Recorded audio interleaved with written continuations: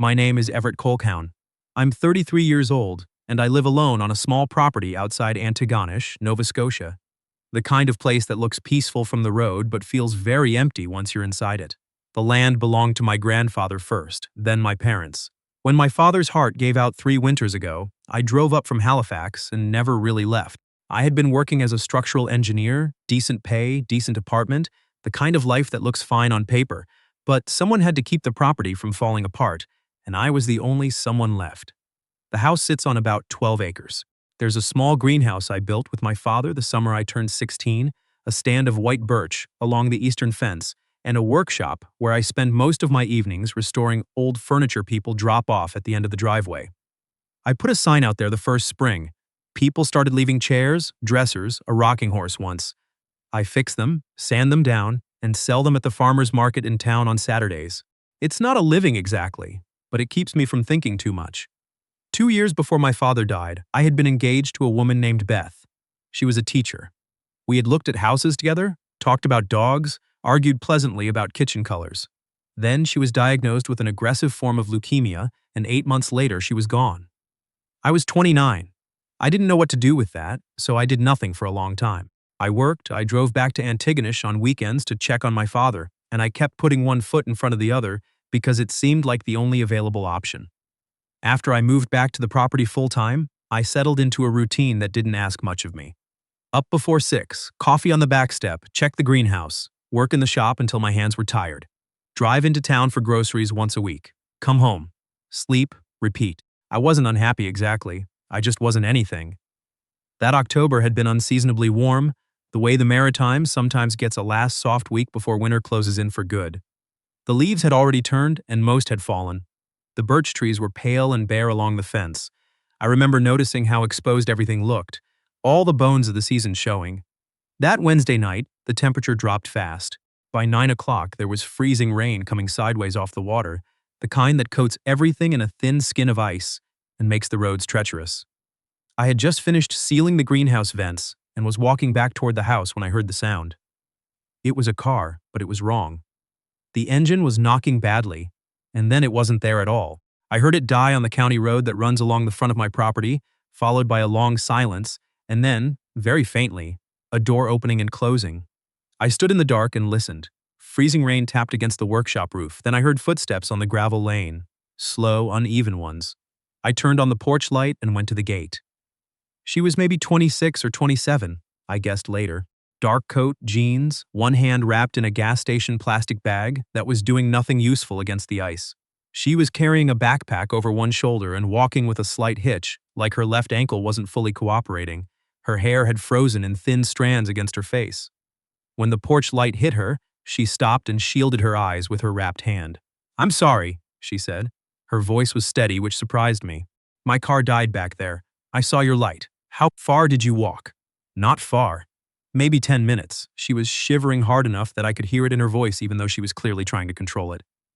I noticed the hand wrapped in plastic. I noticed the way she was holding her weight.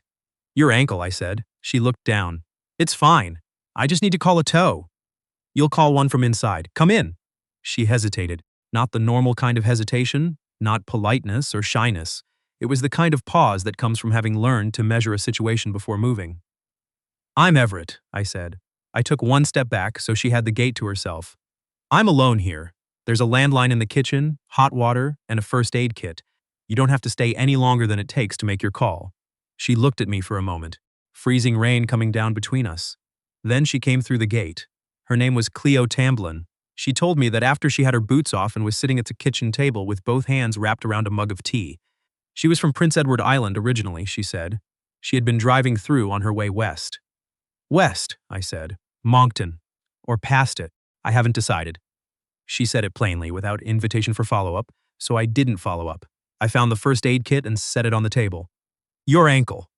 She looked at it, then at me. "It's an old thing." I turned it getting out of the car. She let me look at it. Not badly swollen, no obvious break, but she winced when I moved it side to side. I wrapped it with a tensor bandage from the kit, and she watched me do it with the same careful neutrality she'd had at the gate. I handed her the phone to call a tow. She dialed, waited, then hung up. Recorded message. Closed until 6 a.m. Outside, the ice was still coming down. She looked at the window. I could see her calculating something. The couch is in the living room, I said. Clean sheets. The bathroom door locks from the inside. If you want to leave in the morning, I'll drive you to your car, and we can figure out the tow together. I don't want to put you out. The couch has been empty for 3 years, I said. It can handle one night. She looked at me for a long moment. Something shifted slightly in her expression. Not warmth exactly, more like the decision to allow herself to stop calculating. Okay, she said. Thank you. I woke at 5:30, which is when I always wake up, gray light just starting at the curtains. I lay there for a moment, remembering there was someone in my living room, which was strange enough that I had to let it settle before I got up. When I came out of the hallway, the living room was empty, sheets folded in a neat rectangle on the arm of the couch. My first thought was that she'd left during the night, and I felt something that I didn't have a name for, not quite disappointment, something smaller and more careful than that. Then I noticed the kitchen light was on. Cleo was standing at the counter, my old percolator going, a pan of scrambled eggs on the stove. She had found bread and was working on toast. She glanced over her shoulder when she heard me. I went through your fridge, she said. Not apologetically, just stating a fact. I'll replace whatever I used. You don't have to do that. I know. She turned back to the eggs. How do you take your coffee? Black. She nodded like she'd expected that. I sat down at the table and watched her move around a kitchen she'd been in for 8 hours, and she moved through it like she'd done this before.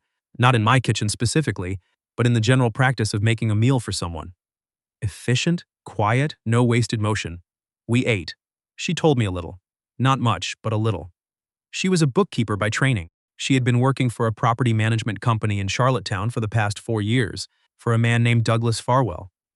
I caught the way she said the name, the faint flattening of her voice, the way she moved on quickly. Good company to work for, I asked. She considered the question for just a moment too long. It was a job, she said.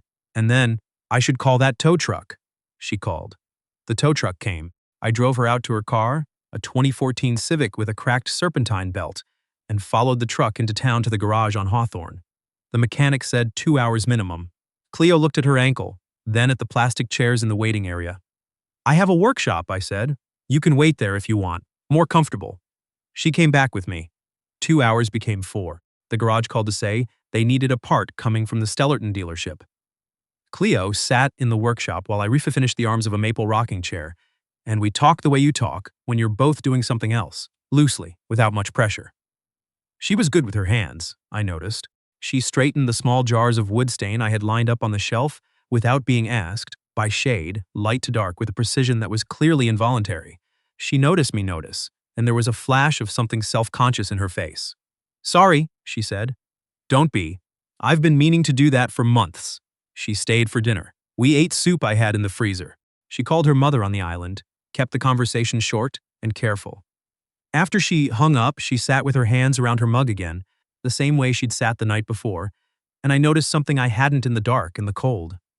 There was a faint bruise on the side of her jaw, yellowing at the edges.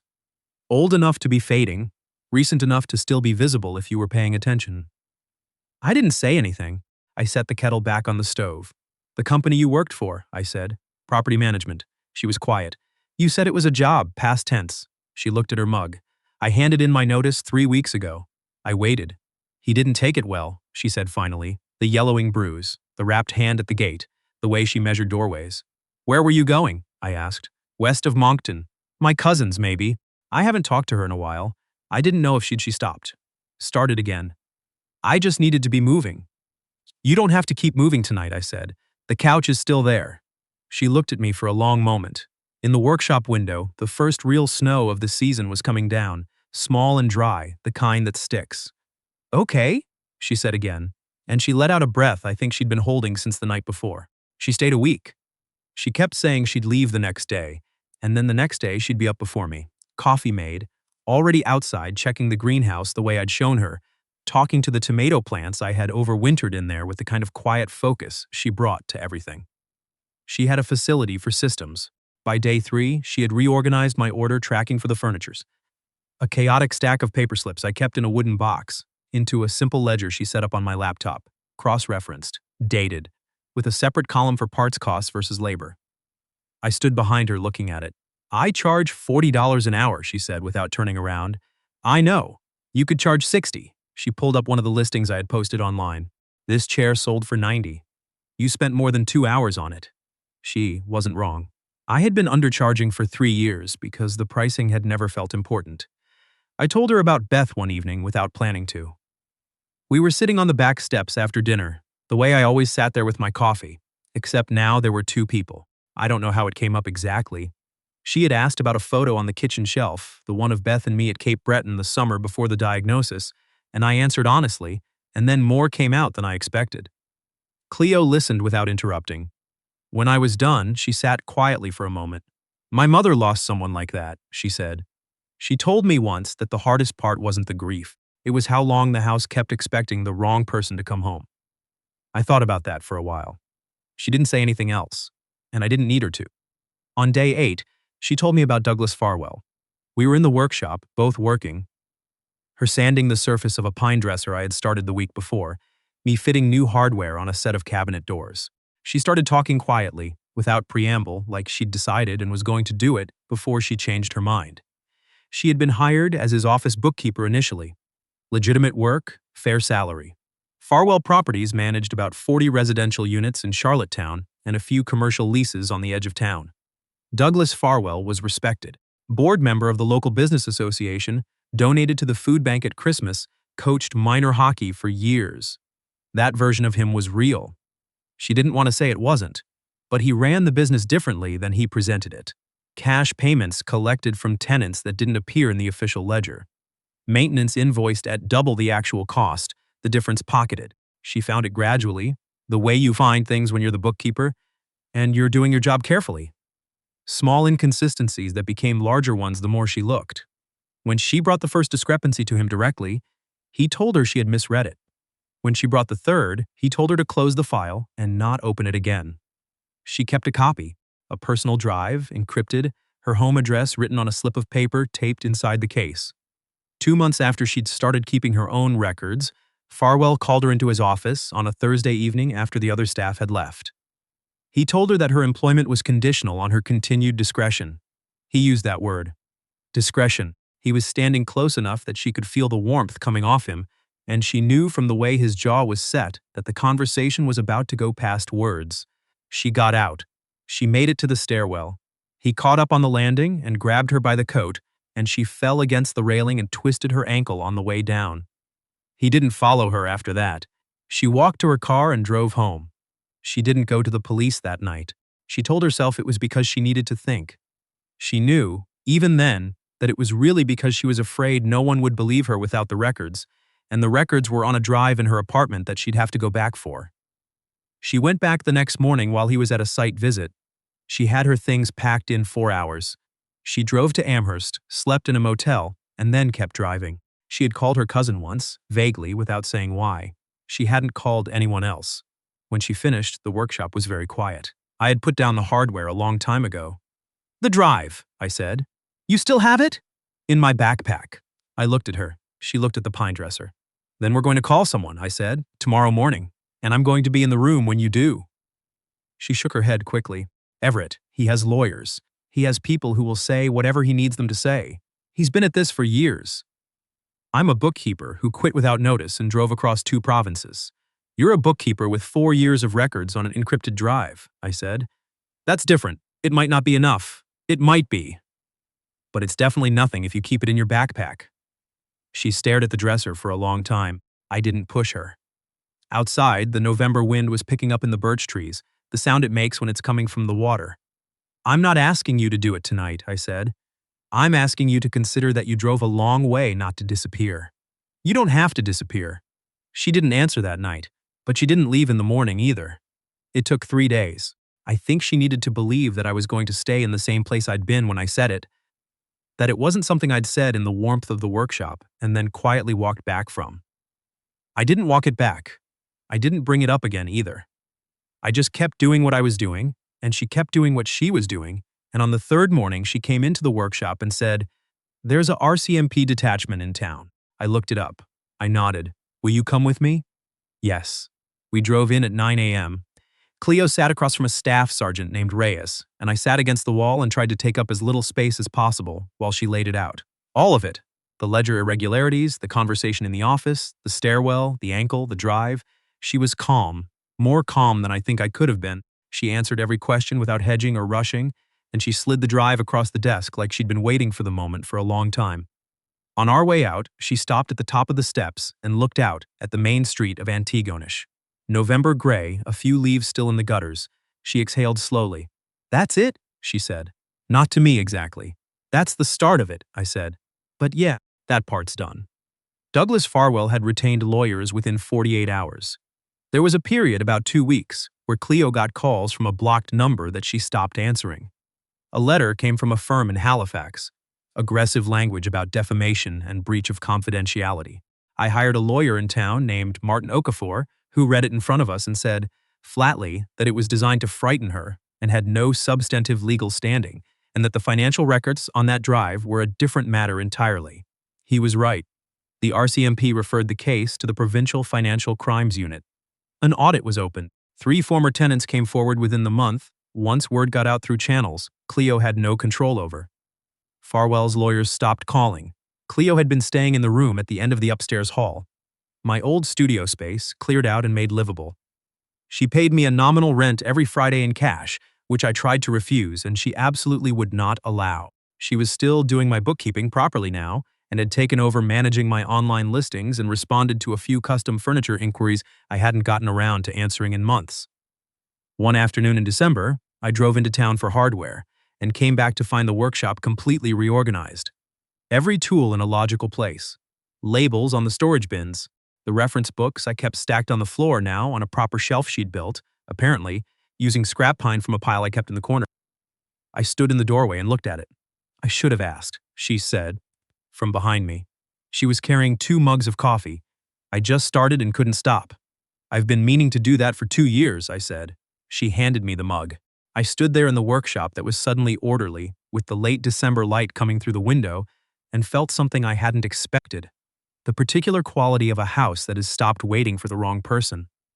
I wasn't sure when it had changed. I wasn't sure what to call what it had changed into. I just knew it was different. I told her that evening, on the back step, the same back step, our coffee's going cold the same way. "I've been alone here for a long time," I said. Not in a way that made me miserable. I want to be clear about that. But in a way that had become the shape of things. She was looking at the birch trees, white in the dark. "The shape of things changes," I said. She turned to look at me. "I don't need you to respond to that in any particular way," I said. "I just wanted to say it honestly." She was quiet for a moment. "Then, I came to your gate because I saw a light on. That was all. I was so tired I couldn't think past the next 10 minutes. She paused.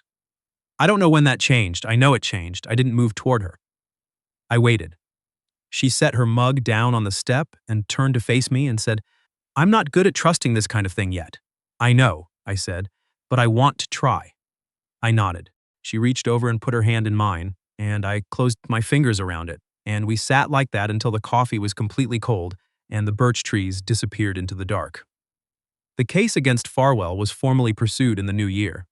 Cleo gave a deposition in February. She was steady through all of it, steadier than I would have been. Martin told us the financial charges alone were substantial, and that the PEI authorities were now involved as well, because 2 of the laundered payments traced back to a property Farwell owned in Summerside. She called her cousin in March, stayed on the phone for 2 hours. I heard laughter from the kitchen.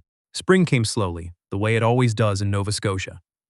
2 steps forward, 1 step back, a warm week, and then a week of wind that almost convinces you to give up. The greenhouse needed new glazing on the east side, and Cleo helped me replace it. She had become as familiar with the greenhouse by then as she was with the workshop, knew which plants needed what, had started a ledger for the seedlings the way she kept ledgers for everything. One afternoon in April, I was working on a commissioned piece, a dining table in white oak, the biggest project I'd taken on in years, and Cleo came in and sat on the workbench without saying anything for a while, which she did sometimes when she had something to work out. "I could keep the books for other people in town," she said eventually. "Small businesses. Some of them are probably the way yours was. Just no system. I could work out of here. If you had space." I looked at the workshop. It was organized now, properly organized, with room that hadn't existed before. "There's a desk in the back room," I said. "I never use it." She looked at me to see if I meant it. "Cleo," I said, "you built a shelf out of scrap wood and labeled my bins. The desk is yours." She laughed. The real one, the one that came up quickly, before she could manage it. I had learned to wait for that one because it was the truest sound in the workshop. In June, we drove out to Cape Breton for a weekend. The first time I had been back since that last photo with Beth. I had been avoiding it, I realized, in the way you avoid things that might make you feel two different things at once. But I wanted to go. I wanted to take Cleo to the Cabot Trail, to show her the way the ocean looks from the highlands when the fog burns off in the morning. We drove with the windows down. She had her feet on the dash and was reading a library book about pre-Confederation maritime trade routes, because that was the kind of thing Cleo read on road trips, and I found that I had stopped finding anything about her surprising and had started finding it simply true. At the lookout above in Gonish, she stood at the railing and looked out at the ocean for a long time. I used to think of home as a place I'd left, she said, like it was behind me and I was always moving away from it. I leaned against the railing. What do you think of it now? She considered that. The wind off the water moved her hair across her face and she didn't push it away. I think it might be something you find, she said. On the drive back, she fell asleep against the window somewhere past Badek. The evening light was long and low across the fields. I drove quietly and didn't turn on the radio. Back in Antigonish, there was a new commission waiting. A couple from Halifax wanted a harvest table and reclaimed elm, which was going to take months. The workshop was starting to feel too small, pleasantly so. Cleo had 3 bookkeeping clients by then, with 2 more wanting to come on in the fall. One morning in July, I was on the back step with my coffee and Cleo came out and sat beside me the way she always did. We had been doing that for 9 months by then. The greenhouse was full, the birch trees in leaf, the property looking better than it had since before my father died. I want to stay, she said, not like she was asking permission, like she was telling me something she'd worked out and was certain of. Not just for now, I want to stay. I looked at her. She was looking straight out at the trees. I know we haven't talked about what that looks like, she said. I know it's a lot to say. It's not a lot, I said. She turned.